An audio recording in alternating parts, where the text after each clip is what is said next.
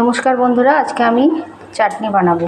তার জন্য আমি একটা কড়াই বসিয়ে দিয়েছি। কড়াই তেল, পাঁচফোড়ন, শুকনো লঙ্কা দিয়ে দিয়েছি। টমেটোটা কেটে ধুয়ে নিয়েছি। এবারে আমি এগুলো দিয়ে দেবো।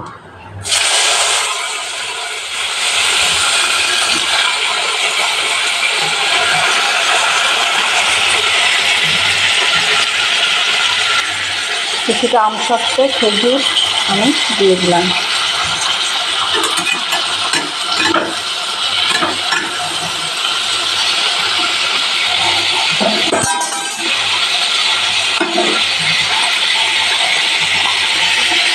হলুদ দিয়ে দিলাম, সামান্য করে নুন দিয়ে দিলাম। টমেটোটা আমার অনেকটাই কষা হয়ে গেছে। আমি এবারে মিষ্টির রস চাটনিটা বানাবো। এই যে তার জন্য মিষ্টির রসটা আমি দিয়ে দিলাম। অল্প করে চিনি লাগবে, নাহলে মিষ্টি হবে না। অল্প করে আমি চিনি দেবো। 2 চামচের মতন আমি চিনি দিলাম। এটা আমি ভালো করে কষবো। জলটা অনেকটাই বেরিয়েছে। তারপরে মিষ্টির রসটা দিলাম। এটা আমার আস্তে আস্তে গ্যাসের থেকে আমি আবার ইন্ডাকশানে নিয়ে এসেছি। এখানে বেশ ভালো হলো।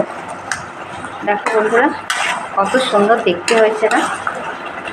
কত সুন্দর হয়ে গেল, কত চটজলদির মধ্যে টমেটোর চাটনি। চাটনি ছাড়া হয় না।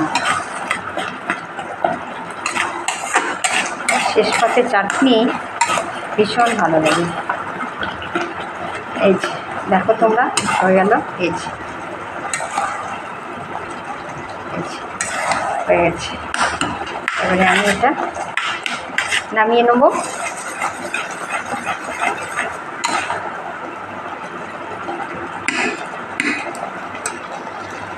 আমি ইন্ডাকশনটা বন্ধ করে দিলাম।